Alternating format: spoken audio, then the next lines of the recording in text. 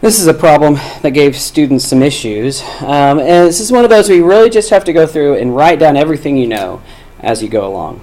The first thing we know is that EF is 100, and whenever you get an arc, you should look to see if you have any central angles or inscribed angles that match up to that arc. And in this case, you don't, and so we actually don't get anywhere knowing that that is 100 degrees. That doesn't actually teach us anything quite yet. We also know that angle EIH is 30, and so this is 30. That's an inscribed angle, and so that can inform us then that this arc right here is 60, because an inscribed angle is always half the intercepted arc. So if you can also think about it as the intercepted arc is twice the inscribed angle. But that's good, because since GH here is a diameter, we can find FG by subtracting, well, a diameter cuts a semicircle, which is 180 degrees.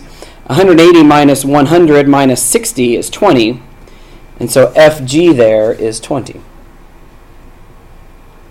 From that, we can look at this problem and we can discover that this is an angle that is created by two secants. And whenever you do that, you subtract their values and multiply times 1/2.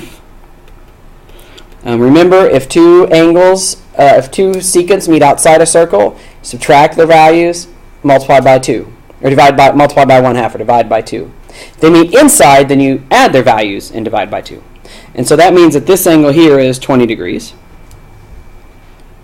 The last piece of information that we haven't used yet is the fact that these two CE and IH are parallel, which then tells us that this is 20 degrees, which is valuable because that tells us this is 40. Because it's an intercepted arc of an inscribed angle, so you multiply by 2, which means this is 140 because GH is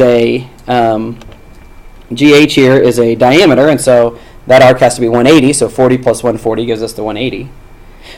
We know that this angle's 30 because its intercepted arc is 20 plus 40, and so divide that by 2 to get 30.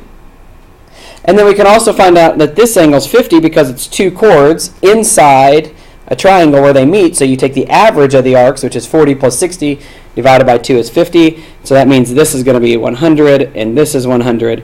And now you found out pretty much everything you can find about this picture. Now it's, again, all about just kind of following along and thinking about all the possible theorems that we know about circles and tangents and secants and chords and central angles and inscribed angles.